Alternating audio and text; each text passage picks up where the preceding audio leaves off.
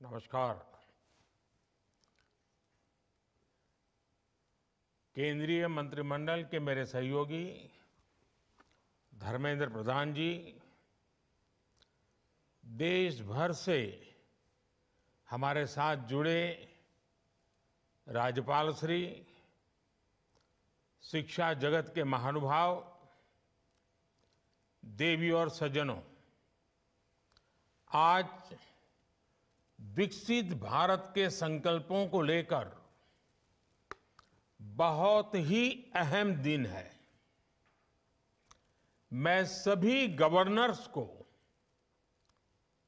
विशेष बधाई दूंगा कि उन्होंने विकसित भारत के निर्माण से जुड़ी इस वर्कशॉप का आयोजन किया है। देश की युवा शक्ति को दिशा देने का दायित्व जिन साथियों पर है, उनको आप एक मंच पर लाए हैं। शिक्षण संस्थानों की भूमिका व्यक्ति निर्माण की होती है और व्यक्ति निर्माण से ही राष्ट्र निर्माण होता है। और आज जिस कालखंड में भारत है, उसमें व्यक्ति निर्माण का अभियान बहुत ज्यादा अहम हो गया है। मैं आप सभी को वॉइस ऑफ यूथ वर्कशॉप की सफलता के लिए अग्रिम शुभकामनाएं देता हूं।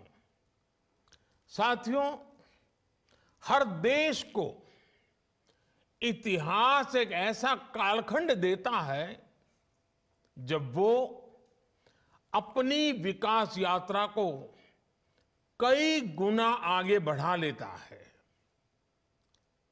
ये एक तरह से उस देश का अमृतकाल होता है। भारत के लिए ये अमृतकाल इसी समय आया है। ये भारत के इतिहास का वो कालखंड है जब देश एक क्वांटम जंप लगाने जा रहा है। हमारे इर्द गिर्द ही ऐसे अनेक देशों के उदाहरण हैं जिन्होंने एक तय समय में ऐसा ही क्वांटम जंप लेकर खुद को विकसित बना लिया। इसलिए ही मैं कहता हूं, भारत के लिए भी यही समय है, सही समय है। हमें इस अमृत काल के पल पल का लाभ उठाना है। हमें एक भी पल गंवाना नहीं है। साथियों, हम सभी के सामने प्रेरणा के लिए आजादी का हमारा लंबा संघर्ष भी है। जब हम एक ध्येय के साथ, एक जोश, एक जज्बे के साथ आजादी को अंतिम लक्ष्य मानकर मैदान में उतरे, तब हमें सफलता मिली। इस दौरान सत्याग्रह हो, क्रांति का रास्ता हो, स्वदेशी को लेकर जागरूकता हो, सामाजिक और शैक्षिक सुधार की चेतना हो, ये सारी धाराएं एक साथ मिलकर आजादी के आंदोलन की ताकत बन गई थी। इसी कालखंड में काशी हिंदू विश्वविद्यालय, लखनऊ विश्वविद्यालय, Visva Bharati, Gujarat Vidyapith, Nagpur university, Annamalai university, Andhra university, university of Kerala, ऐसे अनेक संस्थानों ने देश की चेतना को सशक्त किया। यही वो कालखंड था जब हर धारा में युवाओं के भीतर आजादी को लेकर नई चेतना का संचार हुआ। आजादी के लिए समर्पित एक पूरी युवा पीढ़ी खड़ी हो गई। एक ऐसा विचार देश में बन गया कि जो भी करना है वो आजादी के लिए करना है और अभी करना है। कोई चरखा काटता था तो वो भी आजादी के लिए, कोई विदेशी सामान का बहिष्कार करता था वो भी आजादी के लिए, कोई काव्य पाठ करता था वो भी आजादी के लिए, कोई किताब या अखबार में लिखता था वो भी आजादी के लिए, कोई अखबार के पर्चे बांटता था वो भी आजादी के लिए।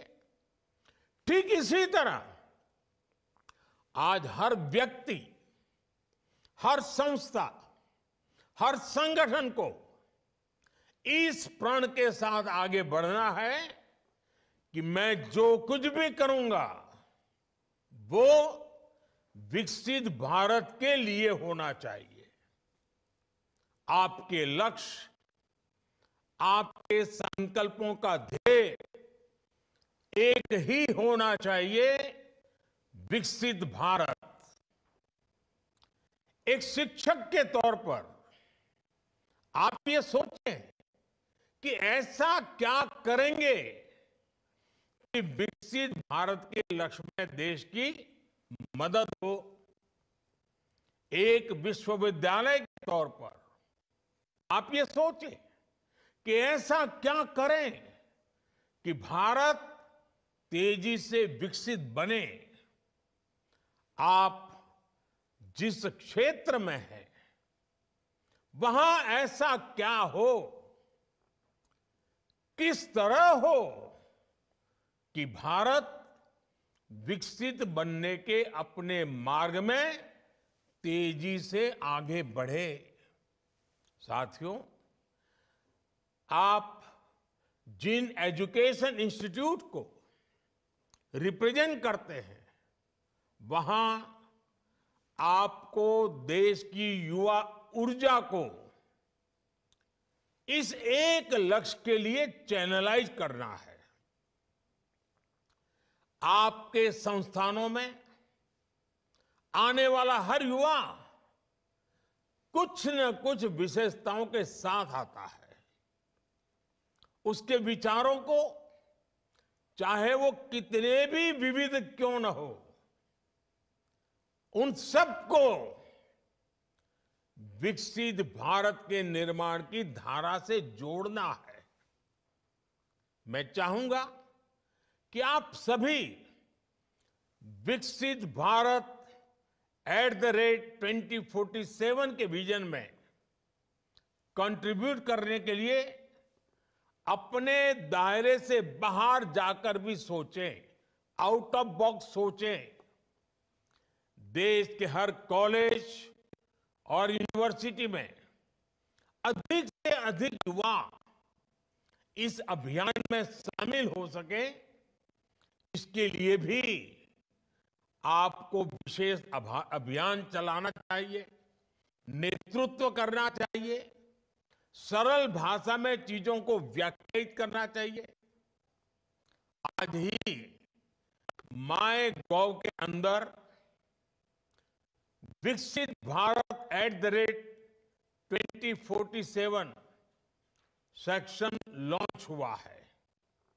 इसमें विकसित भारत के विजन के लिए आइडियाज का एक सेक्शन है।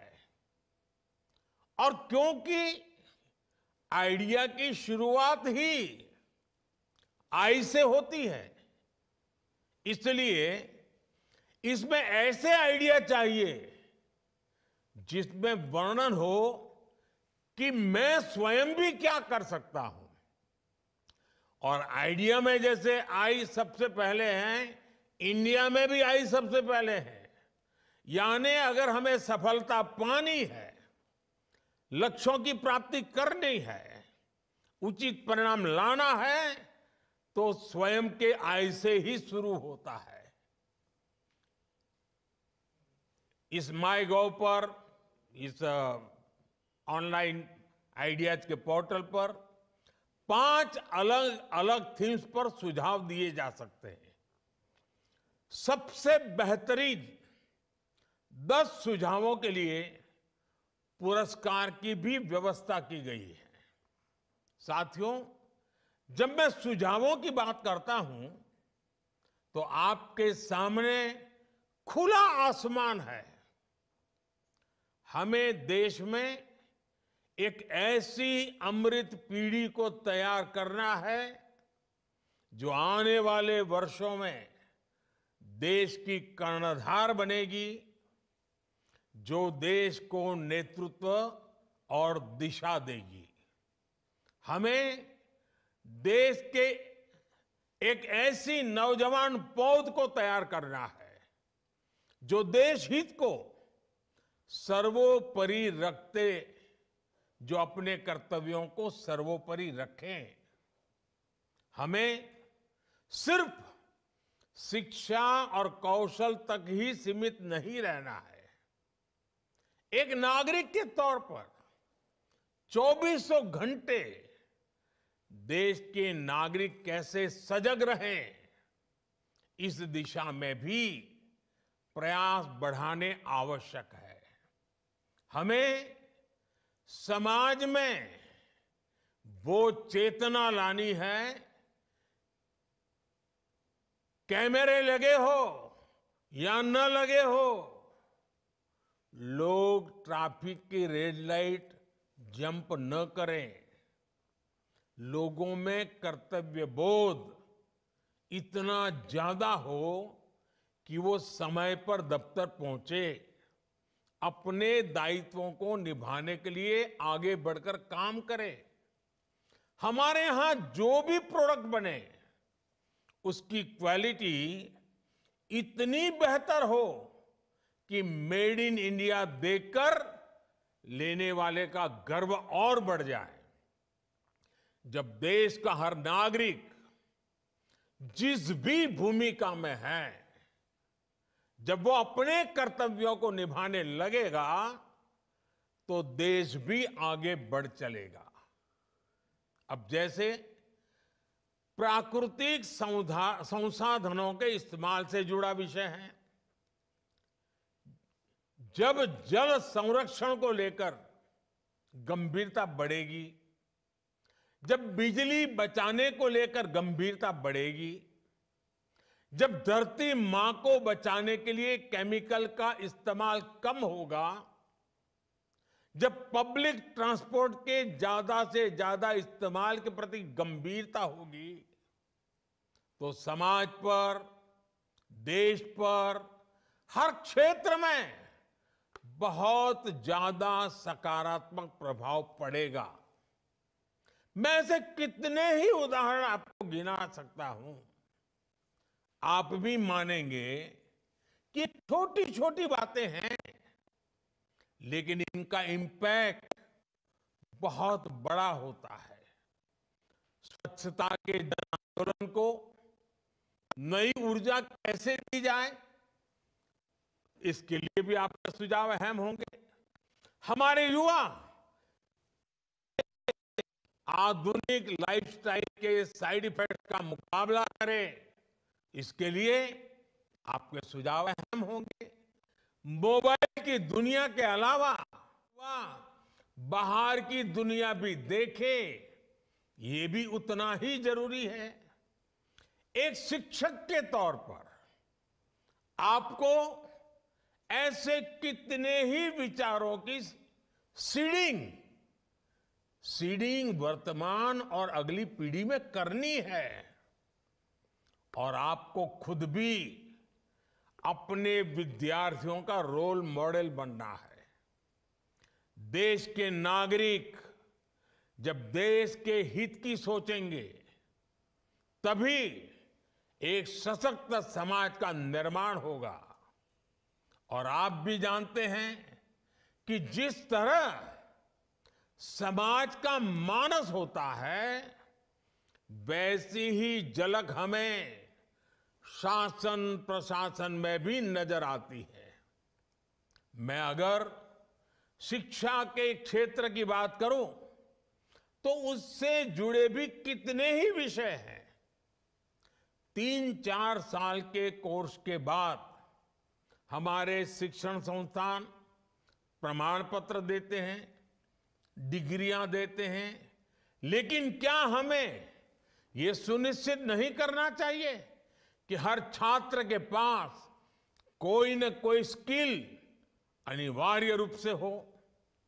ऐसी चर्चाएं, इससे जुड़े सुझाव ही विकसित भारत की यात्रा का मार्ग स्पष्ट करेंगे। इसलिए आपको अपने हर कैंपस, हर संस्थान और राज्य के स्तर पर इन विषयों पर मंथन की एक व्यापक प्रक्रिया के रूप में आगे बढ़ना चाहिए।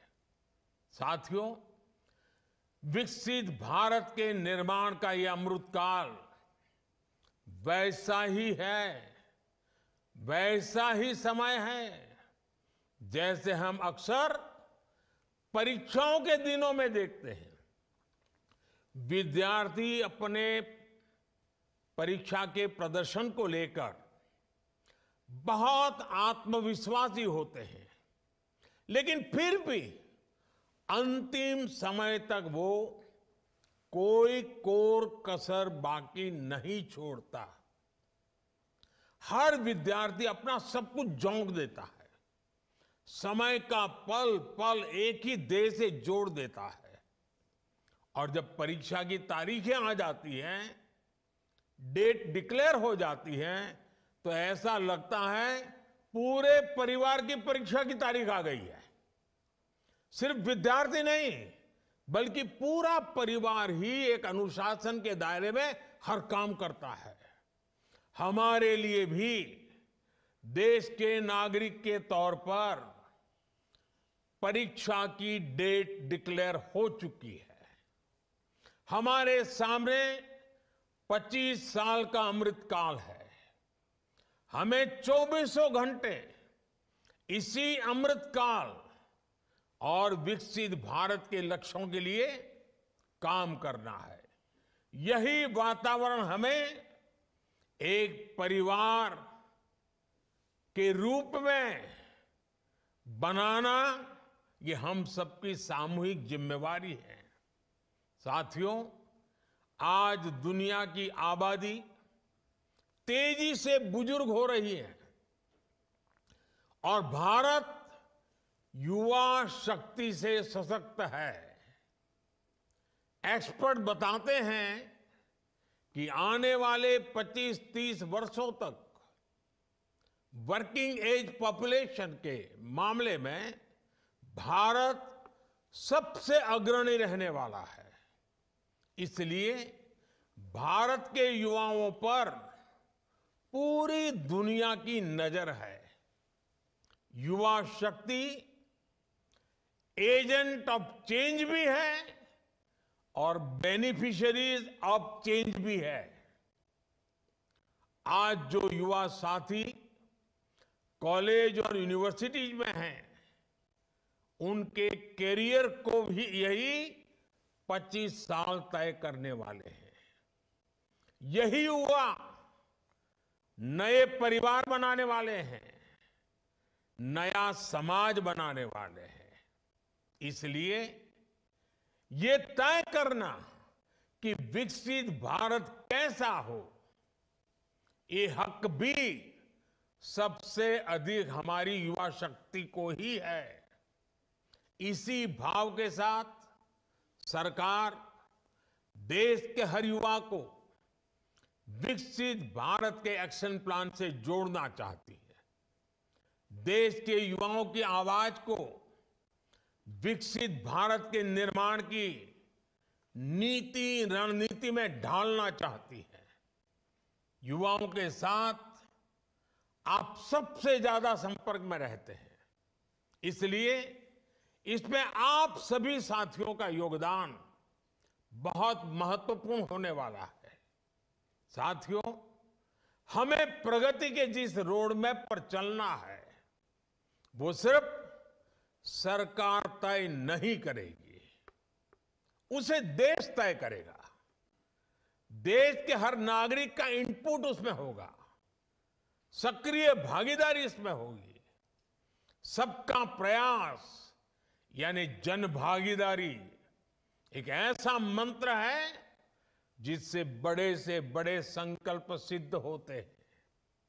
स्वच्छ भारत अभियान हो, डिजिटल इंडिया अभियान हो, कोरोना से मुकाबला हो, वोकल फॉर लोकल होने की बात हो, हम सभी ने सबका प्रयास की ताकत देखी है। सबका प्रयास से ही विकसित भारत का निर्माण होना है।